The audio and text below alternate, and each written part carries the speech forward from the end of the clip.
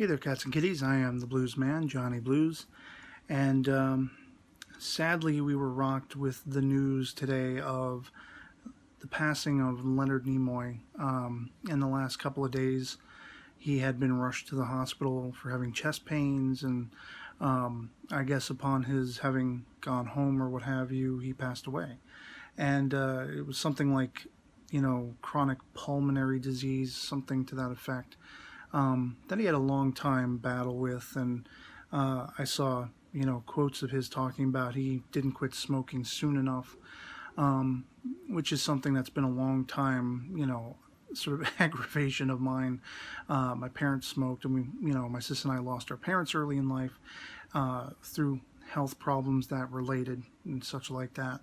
And I kind of felt like I really couldn't get back to anything today unless I said something and talked about this a little bit.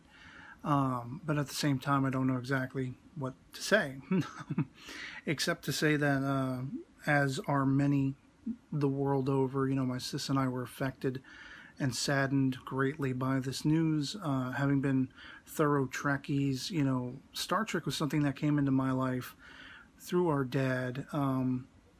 As a kid, as a very young kid, I saw him watching episodes, and he had a couple episodes on VHS tape. And, as I got a little older and The Next Generation came out, he would refer to The Next Generation as being my Star Trek and the original series being his Star Trek. He never really thought I'd get into it because, the special effects and all that stuff, it wasn't really modern. It was kind of dated looking to a degree and all that kind of stuff.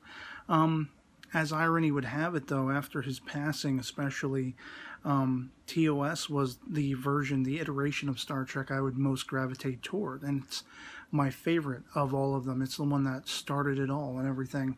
And just, from the tremendous writing to the performances, Captain Kirk is somebody I looked up to and aspired toward as far as, in a similar vein of, characters like Superman, Optimus Prime, Lion-O from the Thundercats, honorable characters who were very heroic, but at the same time, Nimoy's portrayal of Spock was something I heavily identified with as well because I was a geek, I was a nerd, I was an outcast.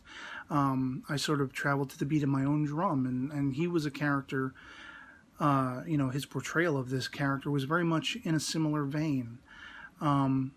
He was the alien aboard the Enterprise. People didn't understand him and his reactions, his sort of cold, logical reactions, and he had to wrestle because he was half human with those tumultuous emotions and the emotions of his human counterparts and everything. And as you're growing up, especially in your teens, through the sort of puberty segment of life, you're constantly in a battle within yourself, not only with others but within yourself. And that was something well embodied consciously by Nimoy in that portrayal.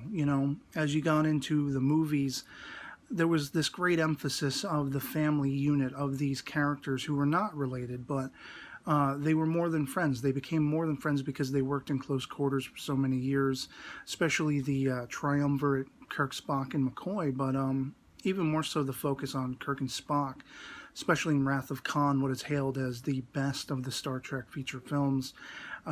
Subsequently, the film Spock dies in, and you're going to see a lot of quotes taken from these films, from Star Trek, from the end of Wrath of Khan, where he does die and everything like that.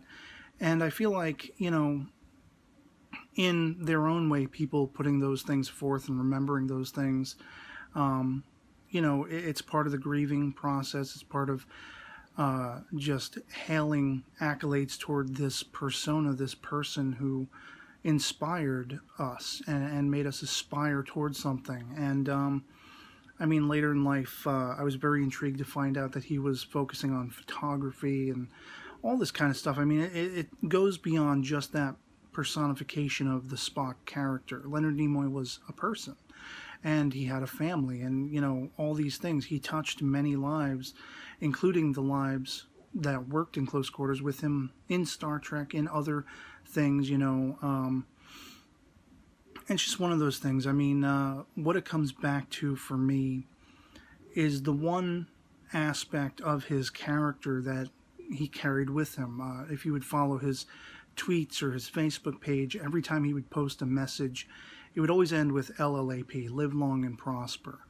And I think that is the greatest thing we can take from his character, his life, and his passing. The idea of living long and prospering, especially embracing those around you. I mean, every single day could be your last day. Every single hour could be your last hour. And if you find yourself fortunate to be associated and surrounded by friends, family, and family beyond just the genetic and who you are blood relation to, family can be anything. Some of us come online and we find people that we feel closer to than our actual relatives. We find family. Like-minded individuals, people with similar interests. And so that's one of the things I think is embodied by that phrase, live long and prosper. There's also the aspect of, infinite diversity and embracing diversity, and that's something else in this internet digital age we can do. We can break new ground, and we can find individuals we would not, normally have in our lives, and we can become one big family. And so sort of just to cap off, how I'm going to be feeling, it hasn't even set in really as of the time of this recording. It's going to be a long time process. I'm still getting over the loss of Robin Williams, who was another person very influential in my life. And I'm sure a lot of us are going to be mourning for a long time, and just feeling the resonating loss. But let us not forget the meaningfulness of Mr. Nimoy's life, and the impact he had on all of our lives, and just the poignancy of that phrase, live long and prosper. Make every day count. And to Mr. Nimoy, I can only say, you will be missed.